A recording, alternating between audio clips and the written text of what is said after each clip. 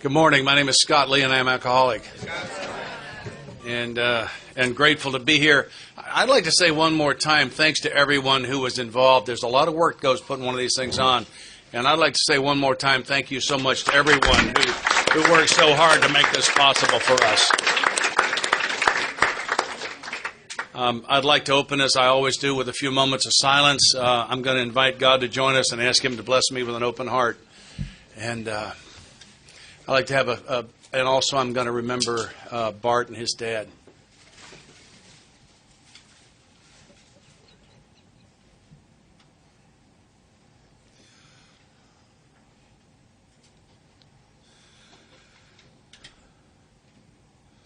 Serenity prayer.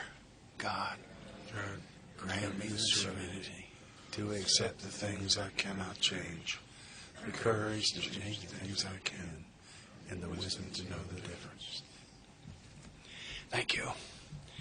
We're going to talk this morning about steps 11 and 12 and some of our own observations about these things.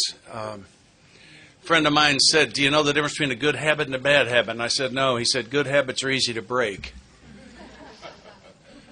That's been my experience. And so if I'm going to have good habits, I'm going to have to pay the price to have them. And I'm just going to we're just getting bits and pieces here, okay? We know we can't be thorough. We don't have the time, but we're going to do what we can do. It says, interestingly enough, here on page 86, it says, on awakening, about halfway down the page. I like to observe sometimes what it does not say. It does not say, after a shower and shave, 2 over easy and bacon, reading the front page, a half a pot of coffee, and a fight with her. It says, on awakening.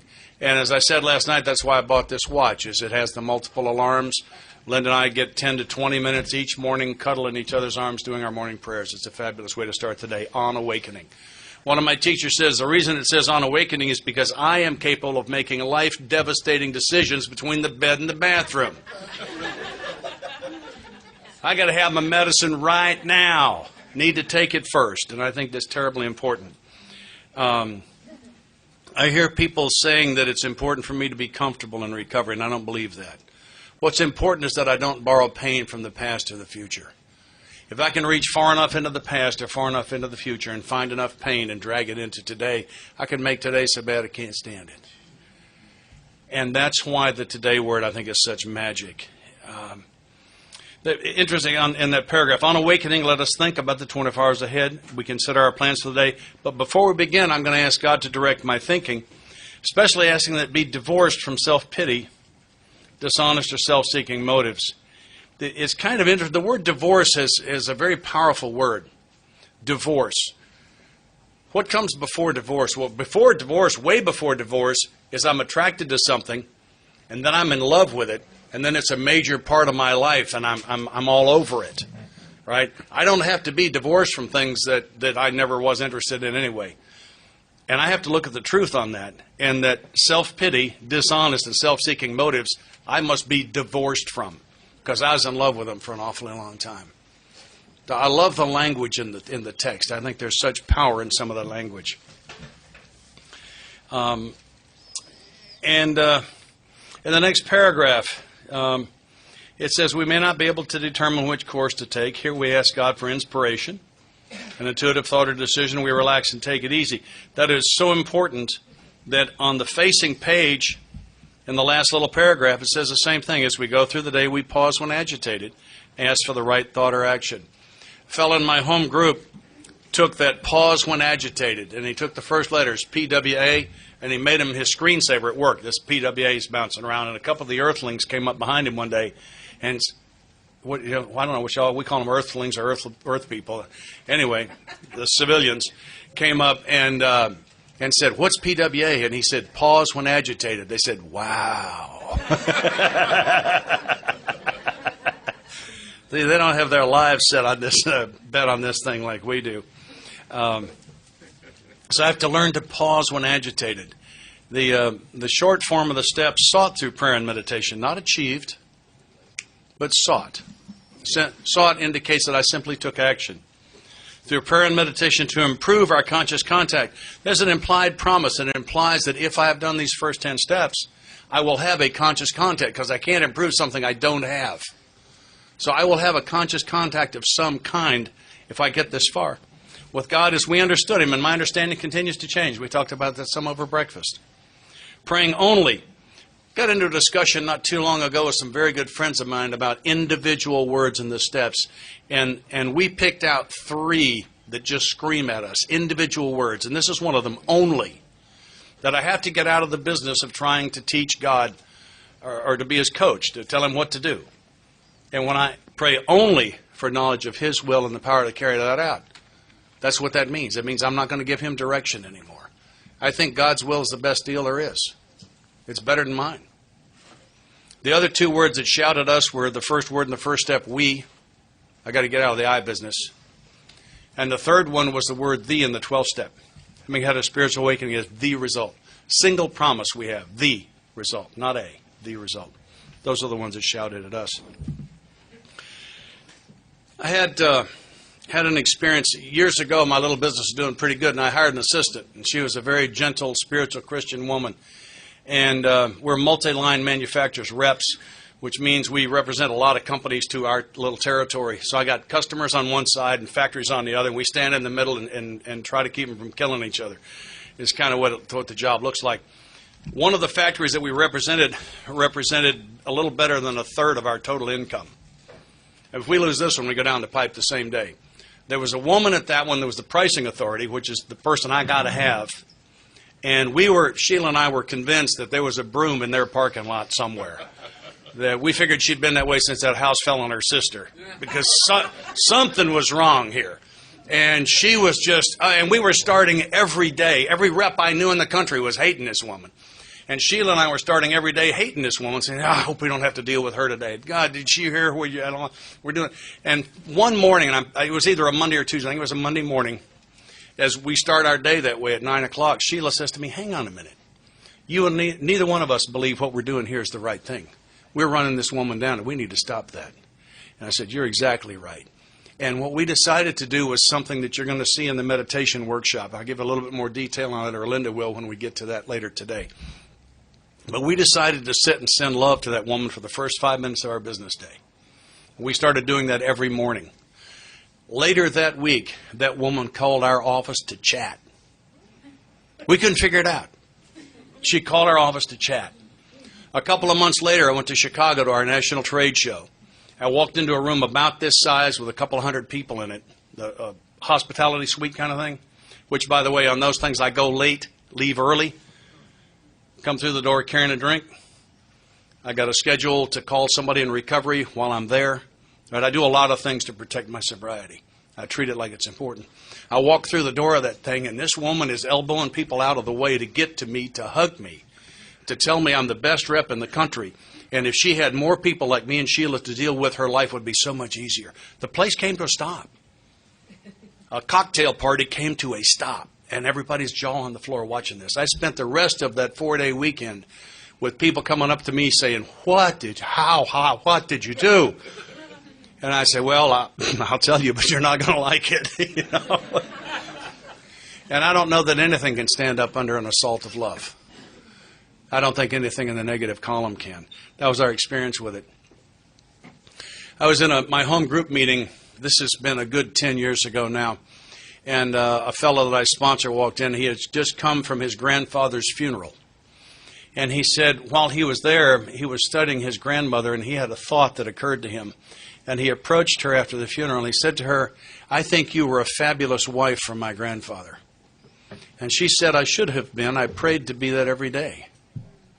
Yeah, it hit me hard. I began the next morning. I don't think I've missed a morning since. And I asked God to help me treasure Linda. And I use that word treasure. It's interesting. We know the word treasure is a verb, to treasure, but it's rarely used that way. Normally you hear the word treasure as a noun. I'm making a point. Within 2 weeks of starting that, nobody knew. I didn't tell a soul on earth I was doing that. Within 2 weeks of that, I happened to come out of the kitchen and walk through the den as I heard Linda say into the phone, Scott treasures me. And I think when I ask God for what He wants me to have, I get a lot of help. It's about me getting to the right question. It's about me getting to the right question. So I ask Him to help me treasure people, and I send them love. And that's just part of who I am, and that's part of what I do. Y'all talk about the next right thing. Is this something you hear a lot in meetings and from sponsors? Next right thing. I've discovered for me a last right thing.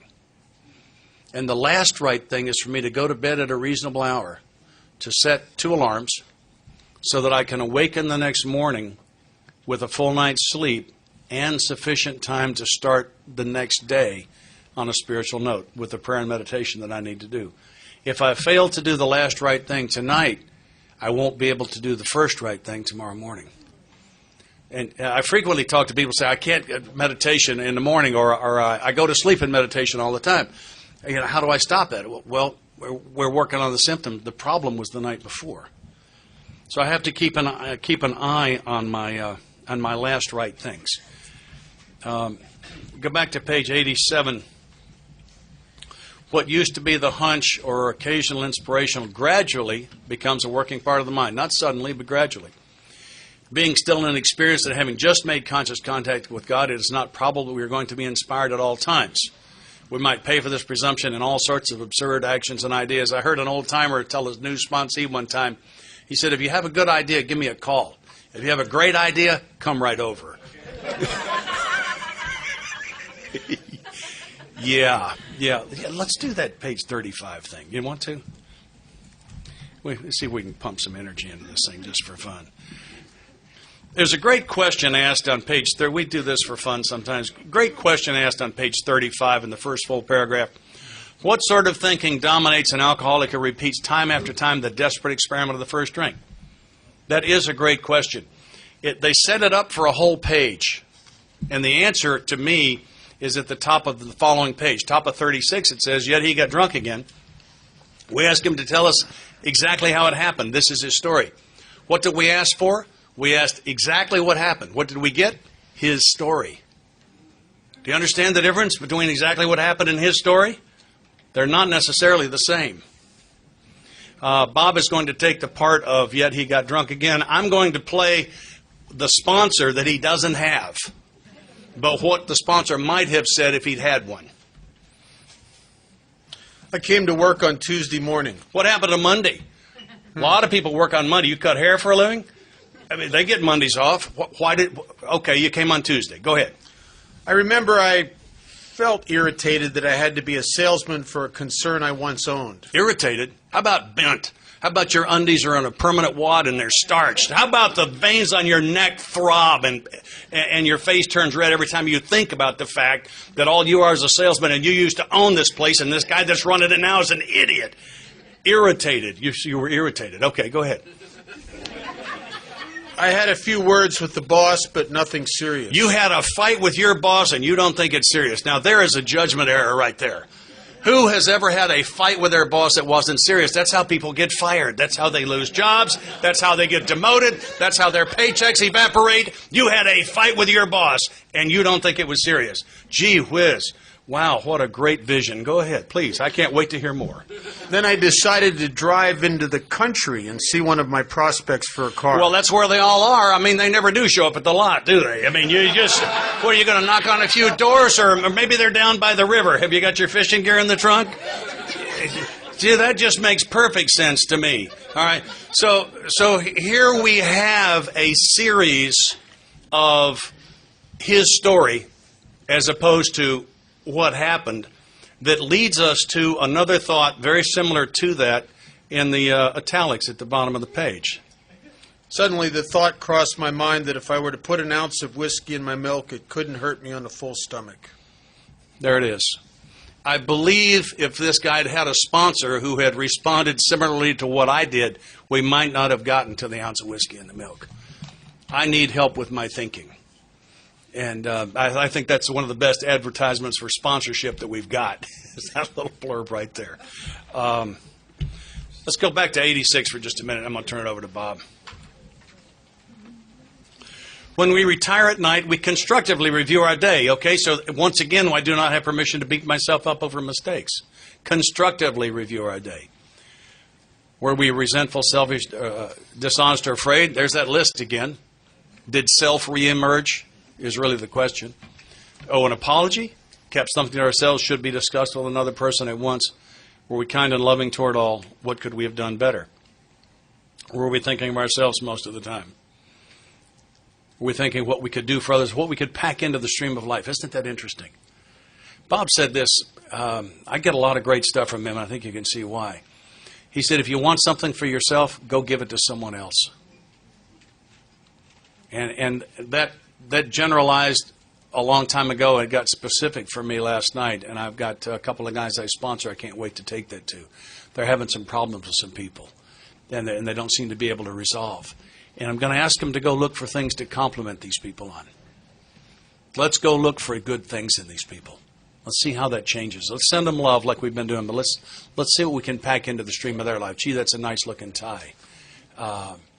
Boy, you did a great job on that, or you got a great telephone voice. There is something nice I can say to that person, and it needs to be true.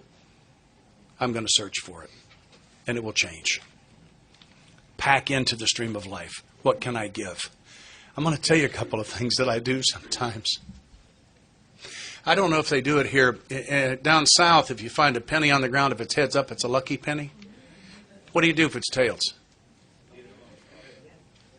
Bend down and turn it over and leave it for somebody else to find a lucky penny. Do something for someone and don't get caught. That really good parking place you found in real close when it was raining, don't take it.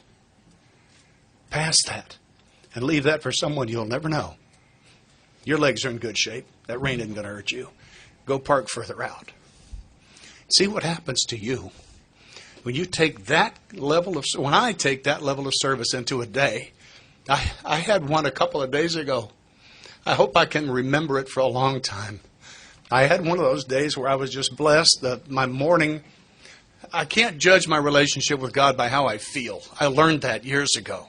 But I like it when I feel close. And I had one of those feel close days, and my morning meditation was great, and I was literally seeking chances to be of service.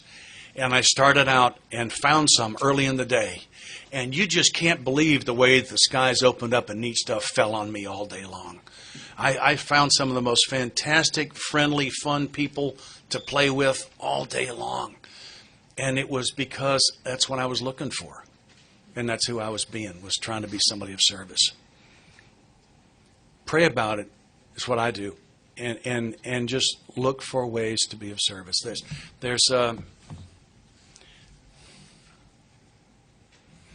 I'm going to stay here. We must be careful not to drift into worry, remorse, or morbid reflection. Okay, once again, I can't beat myself because it would diminish our usefulness to others. There we are back on the usefulness to others thing. I say we found 60, I think it's 62 is our current count. And then after making our review, here's a prayer. We ask God's forgiveness and inquire what corrective measures should be taken.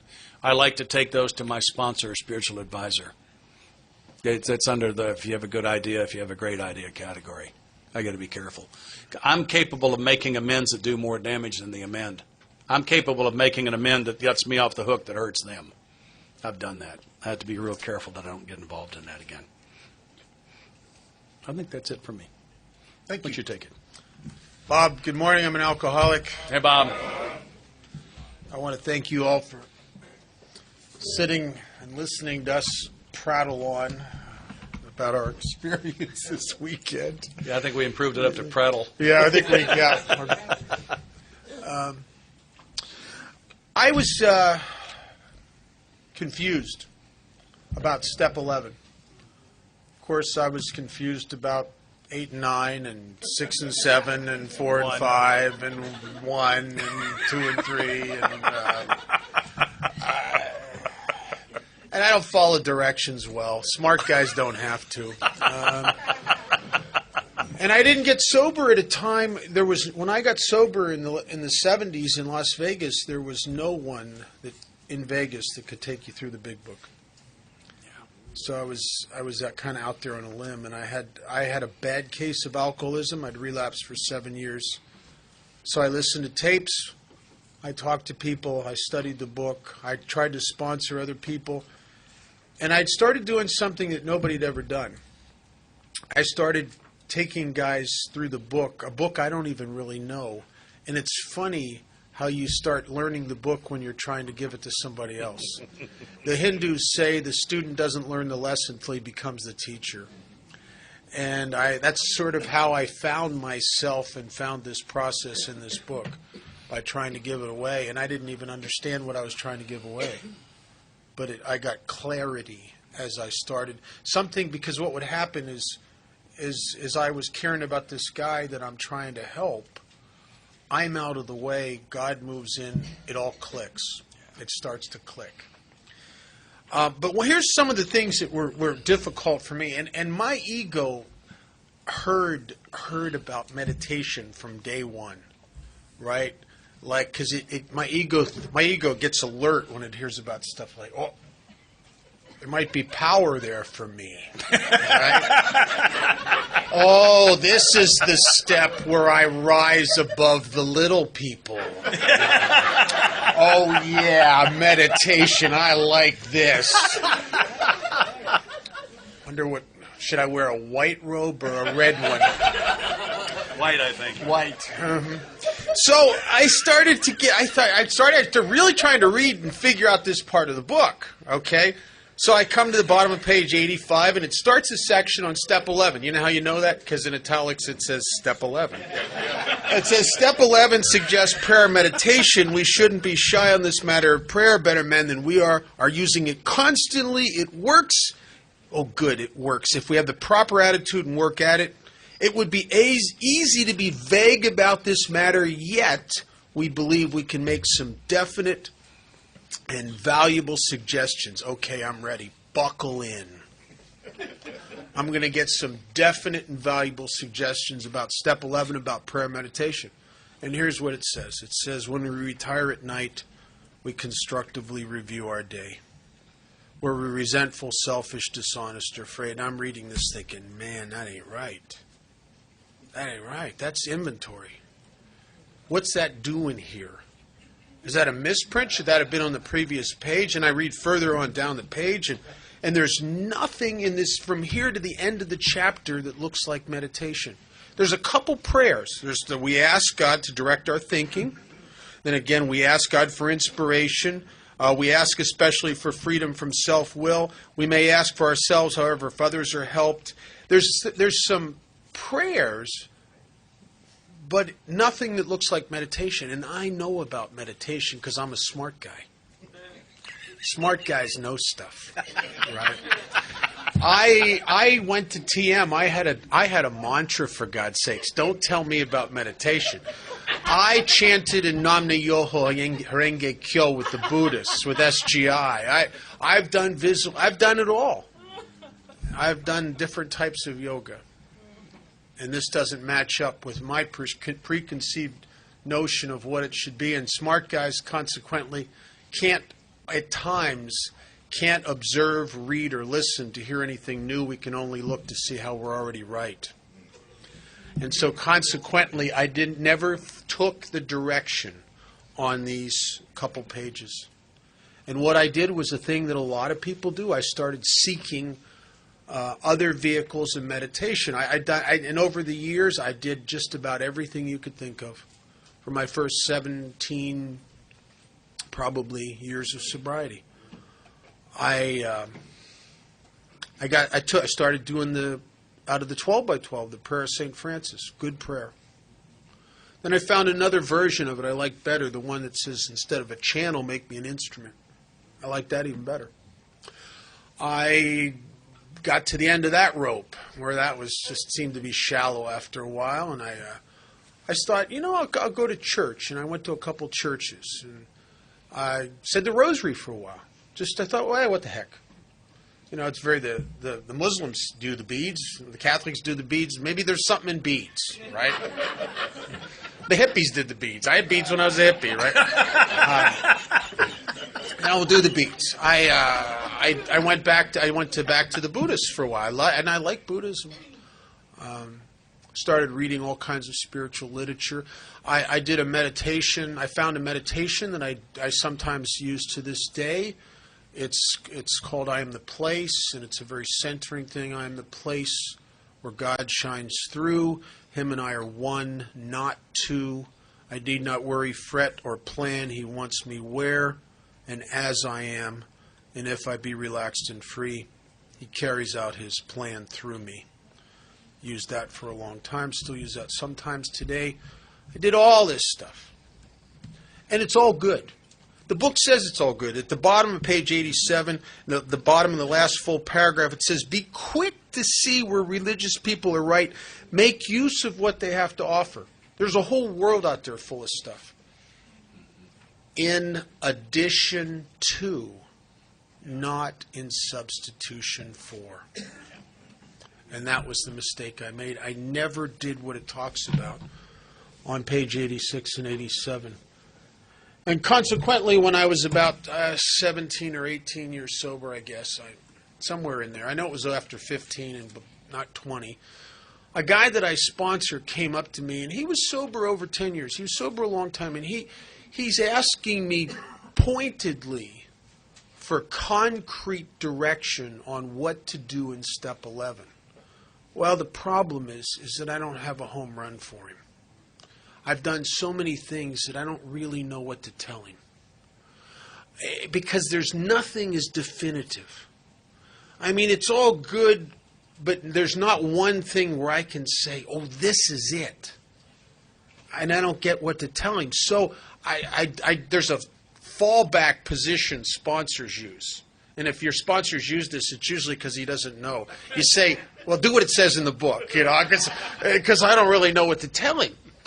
Well, that SOB actually started doing what it said in the book, and in no time at all, he was doing better than I was. I don't like that. That's not good.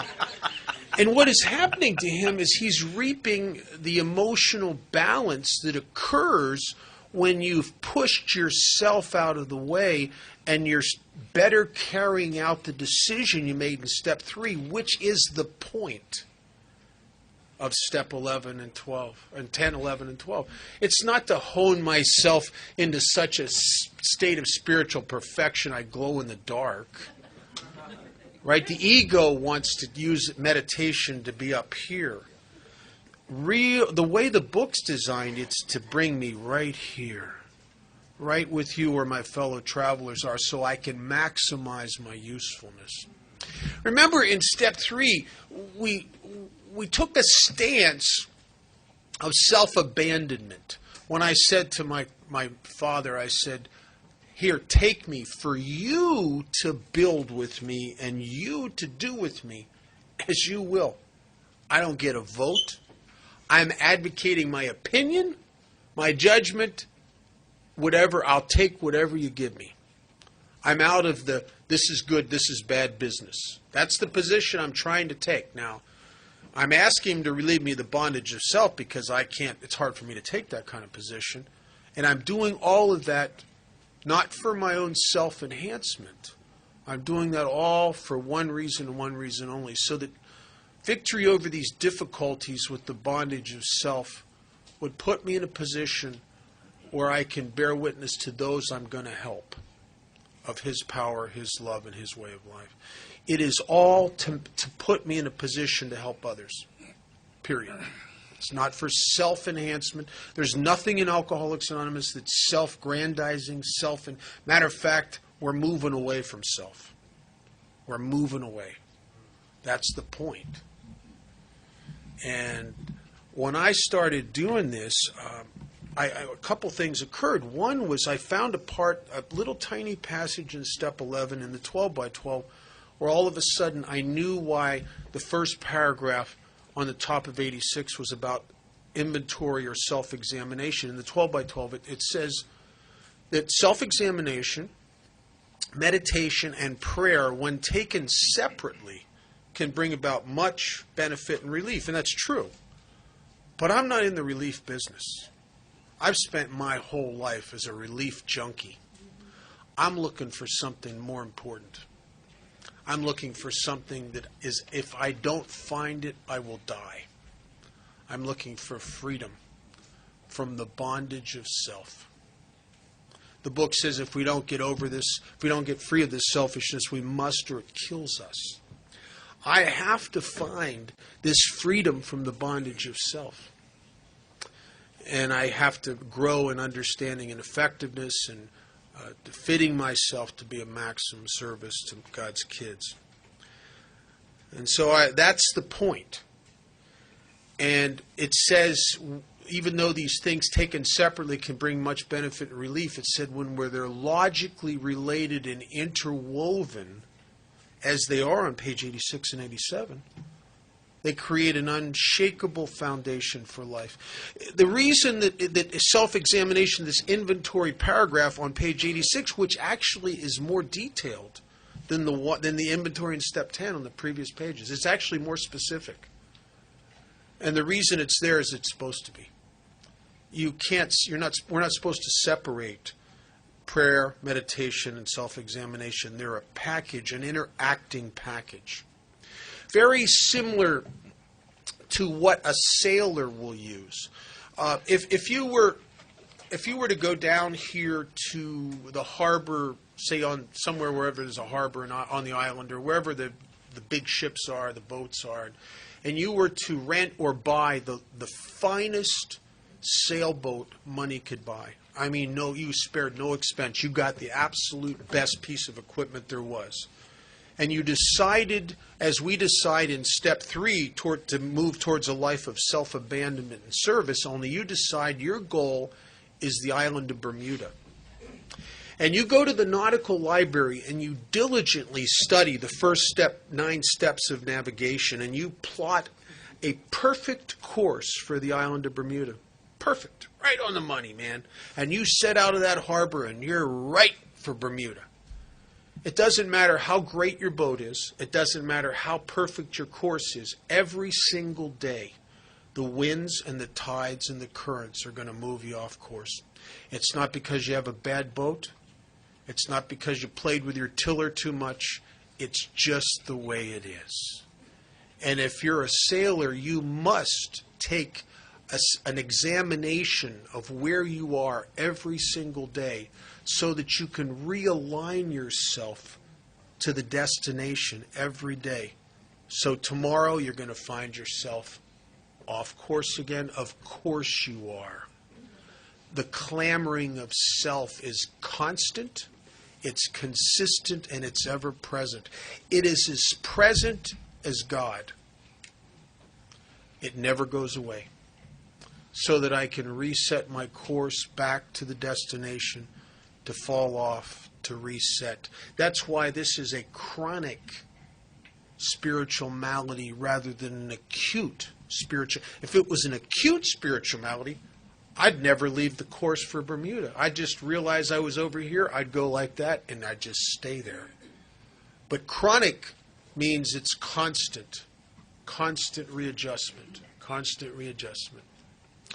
And we see people in Alcoholics Anonymous that are deluded by the clamoring of the ego that we've arrived, we're good to go now, we're comfortable, we don't have to keep doing it. My sponsor, he's not really that bright. You know, this service thing, God, I've done a lot of that, for God's sakes. Is there no end to my goodness? Don't really need to do that as much. We start compromising. Step 10 and 11. I mean, if I ever was wrong, I would admit it. But the chances are slim now.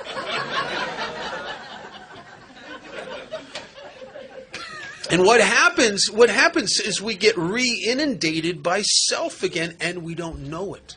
Because the ego says, "Oh, you're so spiritual." You know, the ego tells me that I got the deal, right? Because that's what the clamoring of self always does that. And then what happens is I start to get further away from the destination and further back into self. And then I see that I've seen this 100 times. I used to go to a noon meeting every day in Las Vegas where it was what Scott calls an open disgusting meeting, where they start the meeting out with, "Does anybody have a problem?" Which is like, where did that come from? I mean, how did that get into AA? I don't know. Well, this is a room full of people who can't manage their own life. I think I need advice from them. Oh,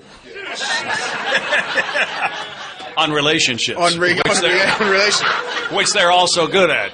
So every once in a while, at this noon meeting, I would see someone run to the meeting in crisis, extreme crisis, because they've been out there on a limb building a structure, a house of cards out of self, business, big money, house, marriage, kids, prestige, property, power, or at least the illusion of it. And then all of a sudden, something happens. The ego, there's no problem as long as the ego is getting its way. And then all of a sudden, something happens. Maybe they catch their wife sleeping with someone else. Maybe the IRS starts taking stuff from them. Maybe they get busted because they got some little devious little self-gratification thing going over here, and they have it hidden in the closet, and they get arrested for it. Something happens, and all of a sudden, the house of cards starts to collapse, and now they're in panic, crisis mode, and they run to the meeting, and the chairman says, "Does anybody have a problem?" And they just raise their hand, and they dump this garbage on the meeting, looking to be fixed and looking for advice. Well, I'll tell you something. You can't get advice in an AA meeting. It's like trying to take a drink of water out of a fire hose. Everybody in the meeting immediately starts sharing at them. And I've seen this a dozen times. Inevitably, halfway through the meeting, they can't take it anymore. They'll get up and bolt out of the meeting and leave the meeting spinning on their problem. Now, they've just took a whole room full of people hostage. They've left, and they're still hostage, right? And who got helped out of that? Nobody got helped out. Matter of fact, that we lose some of those. That guy bolted out of there because he wasn't getting the relief he was seeking here. Chances are he went to a bar, a dope man's house, maybe a psychiatrist to get some medication. Maybe he went out and gambled. Maybe he went out and picked up a hooker. But the clamoring of self was, and the need for some kind of self-gratification, self-enhancement, self-relief was so intense. Because you can get so far out there that you can't, I think you can get beyond God's grace. Now that sounds weird, but I think it's possible for me to get so entrenched in self there's no room for anything else. The ego has the capacity, if I fill up with me completely, to blocking anything else from coming in there. That's why most of us, you look at alcoholics dying of alcoholism, and why don't they get help? You can't until you're broken. You can't. Until the ego has been reduced just enough to allow a little bit of help to come in, a little bit of light, right? These guys, we lose these guys, and the alcoholic mind and the ego will always justify itself. So you think you're going to the Bermuda on the boat, and you start seeing chunks of ice floating by with penguins on them. Now you have to explain to yourself, do you know they have penguins on Bermuda? They really do. You know, it's a new thing they got now. It's Yeah, they're on a geographical cure. they're on a yeah, right. Yeah. They've. How often we justify? We start telling you got to tell yourself that little story about how this isn't wrong. This is fine, right? And we get so far out there we can't get back. One of the questions daily that I love, and it always sometimes it kind of sticks in my craw a little bit. It says, "Were we kind and loving towards all?" All? I'm kind and loving to the ones that deserve kind and loving. I'm kind and loving to the ones that are kind and loving to me. But the book doesn't say that. It says all. If I'm serious about the decision in step 3, then I have advocated and given up my judgment of who deserves service. The ultimate spiritual path is service without prejudice. Can you help the ones you don't like? Can you be loving and kind towards the ones that ain't doing it right? What about can you be loving and kind towards the people in AA that don't have much of a program? Can you be kind and loving towards all? This is a big deal. This is a stretch for guys like me. I love this middle of page 87 where it talks about we ask especially for freedom from self-will and are careful, caution, we are careful to make no request for ourselves only. I think that word only in step 11 is so important because anything other than that is I'm back in playing God again. As a result of the spiritual awakening in the steps, I went back and revisited not only my religion but a lot of religions. And one of the things I realized that came to me in looking back at the Ten Commandments, which is the basis of all Judeo-Christian theology, is in the second commandment, I think I misinterpreted that. And I think that my teachers as a kid misinterpreted it to me when they said that the second commandment, for those of you who don't know what it is, it says, I shall not take the name of the Lord thy God in vain. That I thought, I was told and educated to believe that meant I'm not supposed to cuss. And not cussing is a cool deal because it offends some people. And it often is a vehicle for resentment and hostility and anger, which pushes people away and makes them uncomfortable.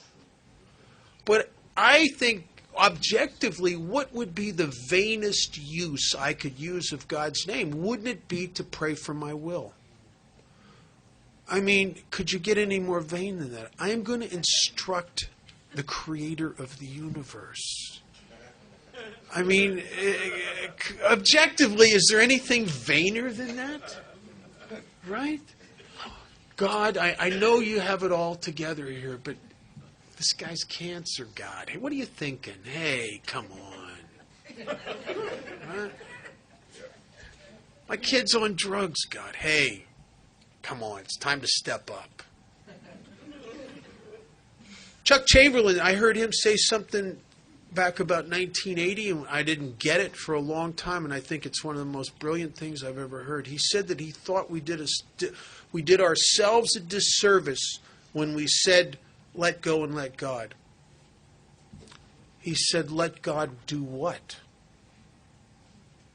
I don't have to ask God for anything. He's already given it to me. It's already in place. He said that he believed God's gift was the foundation of creation. It was already there. The problem is I'm just asleep to it. I just don't get it. What if, imagine, right this moment, every problem and thing in your life that you find objectionable and needs to be fixed, what if it's already fixed? What if it was perfect as is? What if the problem isn't really what's going on? The problem is your ego's judgment of it that is making you crazy. I had a guy come up to me. He was sober over 20 years, and he had just gone through a period of, I think, about almost 2 weeks, I guess, or over a week, of insanity because he had this big deal going on and it wasn't going his way, and there was a lot of money and a lot of stuff involved, and it was going south, and he had a lot of self-centered fear, and it just wore him out. You know how that worrying deal can wear you out? You can just sit in a chair and get tired. You know what I mean? Just grinding away at stuff. He was worn out, and we're talking, and he finally got through it and saw some light at the end of the tunnel and started to relax a little bit, and it was, and we're talking about it, and I said, that was a tough, he's telling me it was a tough week. I said, tough week, wasn't it? Yeah, it was a tough week. He said, that's really a horrible feeling, that fear and anxiety of not getting your way. He said, man, I'm telling you. He says, I hate that. I said, you're sober over 20 years now. I think maybe you're ready for the secret. He said, secret? What secret? I said, well, I can, if you're ready for it, I can tell you exactly how you will never again experience that awful anxiety of not getting your own way.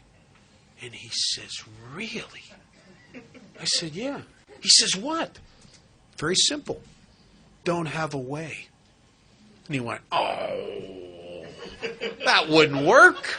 Don't have a way. Isn't that really what we're trying to do, is not have a way? That's the essence of the decision I made in step 3. Don't have a way. Maybe it's all perfect right now. I'm just asleep, daydreaming over the clamoring of my ego that's going, well, this ain't right. Oh, that ain't no good. Oh, there's a problem over here. That's not really a problem, but it could be one day. I better watch it very closely. And the clamoring of the ego. Do you ever have this happen to you? You walk into your home group where you're the most connected, where the people you love probably more than anywhere else, where there's a group of people. You walk in there, and it's like a key turns in your head, and you just sit there and you start noticing stuff. Why is she walking across the room in the middle of the meeting? Doesn't she get enough attention? What is he What is he talking? Doesn't he listen? My God, did you see that guy had 4 cups of coffee and didn't put any money in the basket? Did you hear what he shared? He sounds like a Hallmark card in a recovery bookstore. Who's he trying to impress? And what happened as the ego rose up? Right? The ego rose up. It is the source of my separation. It is the thing that blocks me from God and from everything that God would do and work in my life. Sometimes I suspect that practicing the presence of God is more about practicing the absence of self.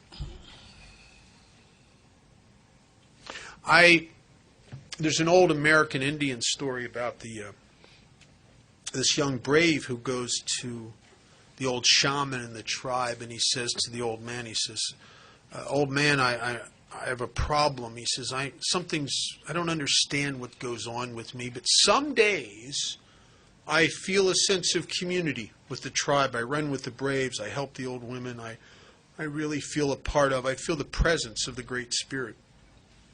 And then other days, I'm resentful. I just notice what's wrong with everybody. I want to be left alone. I don't want to be bothered with these people. And I don't understand it. And the old man says, well, son, your life is like 2 dogs trapped within a sack in mortal combat to the death. One dog representing self and the other dog representing the Great Spirit. And the young brave says, well, which one wins? And the old man says, the one you feed. The inherent problem in chronic spiritual malady of alcoholism is that I always, on first inclination, will feed the wrong dog. It's not because I'm stupid. It's not because I'm a bad guy. It's just the natural course of having this sickness or illness of my spirit. My sponsor calls it a disease of perception. When I am really in a bad spot spiritually, going to the detox and spending 2 hours with a guy who's coming off a drunk who's in really bad shape does not seem as interesting as buying a new car. Or going where I'm going to get some pats on the back. The clamoring of self is for self-grandizement. It's for self-gratification. It's for self. And yet, we all know that doesn't work. Because no matter what the juice is, the pump we get from that gratification of ego, it's the time. It's almost as if my spirit and my self or ego are on a teeter-totter, diametrically opposed to each other. And when I am in good spiritual shape, I've been maintaining my spiritual condition, my ego is down and my spirit is up. And on those days, everything's good. On those days, I'm not a judgmental guy. On those days, I come to Alcoholics Anonymous and I see myself in all of you. I feel a sense of community. We're all in the same boat here. Not perfect, but we're all really doing good. I feel close to you. I don't need any props. I don't need any attention. How I look is how I look. It's all good. There's just a perfect rightness. I have received and am holding the gift of God, which as it is now. When I'm not maintaining my spiritual condition, the ego is able to rise up to compensate for the vacancy in my heart. And at that time, that's when I start noticing what's wrong with people. That's when I'm the most judgmental, as if the ego wants to tear you down to grandize me.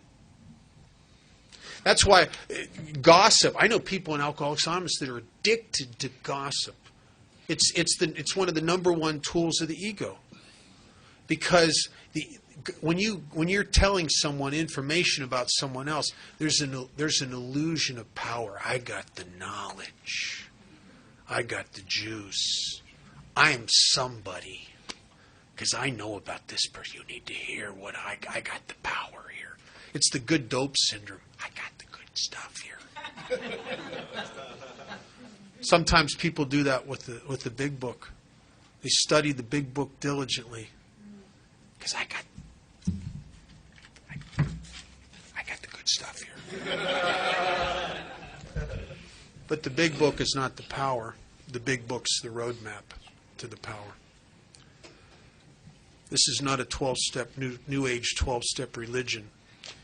It's a process designed to push me out of the way. And when that happens, God shows up. It's like those holograms that you look at, they look like Rorschachs. You can't see what they are, and then all of a sudden, when you're out of the way, it's just all of a sudden. When you've practiced the absence of self, the presence of God materializes. He just shows up. And that's why there's not a lot of information in Alcoholics Anonymous about God, but there's a whole lot of information in here about getting free of self. Chuck Chamberlain used to say, God deplores a vacuum. You get out of the way, you don't have to find God. Just get out of the way, He'll show up. He'll show up in your life. That's why the 12th step is so important in Alcoholics Anonymous, that it is the primary vehicle to relieve us of the bondage of self. Primary. Without it, there's not enough meditation, and there's not enough prayer, and there's not enough spiritual literature to overcome self without certain other-centered versus self-centered actions. It's the only thing left.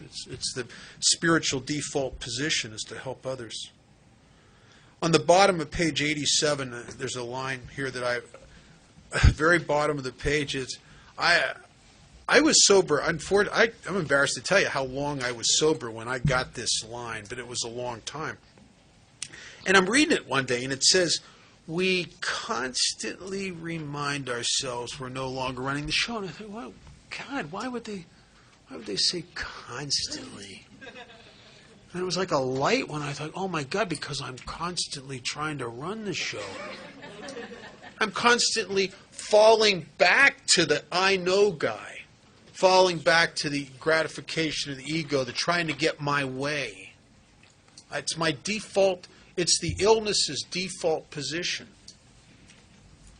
And that's why I must constantly remind myself I'm no longer running the show. I think the ego gets smart. It's like it starts taking spiritual principles. It starts taking stuff out of the big book. It doesn't care what it uses in order to make it superior, and it doesn't care. The clamorings of self are endless. Endless. I got a couple more pieces. Okay, why don't you go? Let me go? Yeah. Okay. Just a couple of thoughts here. This is a gift from one of our teachers, a fellow named Sandy. Some of you have probably heard. He and I talked about it one time, and he said, the measure of my recovery is not whether or not I get off the path. We all do. The measure is how quickly I get back on. And I think that's what step 10 and 11 are about this constant course correction he was talking about. This is one from Bob, and I haven't heard him say it this weekend. He knocked me down with it a couple of months ago when we were doing one of these. He said, if you want to get free of your past, make it useful. When we talk about that thing on page 124 about each family that's been relieved owes something to do with those who have not. When I'm willing to share that past, those things, and show how I was given help, not how I overcame, but how I was given help. That's part of how I get free of it. I quit when I was sober 2 years. I stopped praying for God's guidance. I had been doing it diligently. And I went to a new level. I talked about not closing my mind on spiritual concepts. And what occurred to me was that God was, this loving, gentle God was sending the guidance every day. I was asking for what had already been given. What I ask now is that I might be open to the guidance. All the blocks, and if you're praying for guidance, I think it's a wonderful idea. But all the blocks in the channel between me and God are at my end. Right? His end's clear, right? Right. So the work kind of needs to be done on my end. And you didn't do the thing about the Beatles and all of that. We got time. I'm going to do one more quick one here. This is just something that occurred to me one time, and I wrote it down. I have a cup and I have a crock, and every day one of them runneth over. And on the days when I'm out trying to have my will and get it my way, it tends to be the crock. And on the days when I'm trying to figure out a way to be of service, it tends to be the cup. And I get to choose every day. Tell me about the Beatles. The Beatles and the change in the meditation, the meaning. Oh. You started on that. Oh. You got lost. You ad-libbed. Oh, yeah. When They usually put an adult with him, but I'm always available today. So about the time that my sponsee starts following the directions in there, we found a dictionary from 1913, and we looked up the definition of the word meditation, and it became very apparent that the definition of the word meditation changed in the English language in the 60s. With the Beatles and J. Krishnamurti, Alan Watts, Timothy Leary, Aldous Huxley, the Maharishi, all these people bring from Eastern civilization or Eastern culture, bringing over these spiritual techniques. All of a sudden the word meditation changed. When they wrote this book in 1939, when they said meditation, they were talking about something different than what we think of today. That's why a lot of this didn't make sense to me, and I didn't follow the directions. The example it used, it's so perfect. The example it used in the dictionary was a general will meditate a war. Now I could picture a general rising up in the morning before a horrible battle. Only his battle was with an enemy, ours is with self. And it says, on awakening, let us think about the 24 hours ahead. I could picture the general thinking about the battle. It says we consider our plans for the day. Before we begin, we ask God to direct our thinking, especially asking that it be divorced from self-pity, dishonest, or self-seeking motives. Under these conditions, we can employ our mental faculties with assurance, for after all, God gave us brains and this army to use. And he calls his officers in, and he says, these horses are lame. We have to pull them out of the army today. These soldiers are wounded, man. They can't march with us. Those cannons are warped. Those guns won't fire. Only in our case, we're looking at aspects of self, because they didn't work yesterday, they didn't work the day before, and they ain't going to work today. And we're asking God to pull them out of the fray today. And all of a sudden, this whole thing started to make perfect sense. It's that I approach the day with a meditative stance on getting back to course of this decision I made in step 3 of self-abandonment and service. It's where it has to be the default position, because if I don't put action to bring myself back to that, I automatically go back to me. And that's why it says on awakening. I don't know about you guys. When I wake up, first thing I think about is me, pretty much, just me. I wake up wondering about me and worrying about me. And if I'm worrying about you, it usually has to do with me. Scott? Tell a very quick story, and we'll take a break. I sit and meditate almost every morning, and I'm not one of those guys that gets these visions, but every once in a while I get one. I sponsored a guy. I still sponsor him. He's got 22 years. He's the first one that I sponsored that lived, and that made it. And he and I fished a lot his first year, and in this meditation, I could see us out on this magnificent Buffalo River. I'll talk about in this next session. And I'm in the back of the canoe. He's in the front. We're fishing this beautiful water. And in my meditation, I could see this. And what the Buddhists call my monkey mind started talking to me and said, well, you jerk. It was worse than that. That here you are out on the river playing with Ron. He had about 6 months at that time. And you're supposed to be trying to get close to God.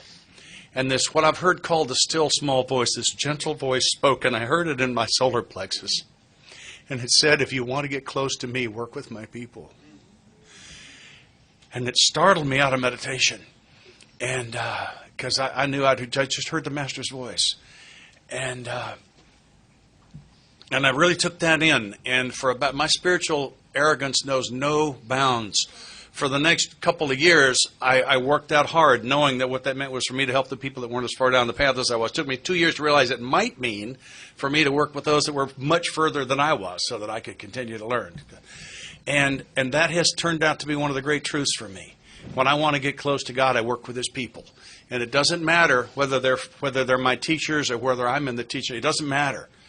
It's when I work with His people, I get the closeness. We're going to take about a 13-minute break. We're going to start at 12:15. This next session is my favorite of all that we do.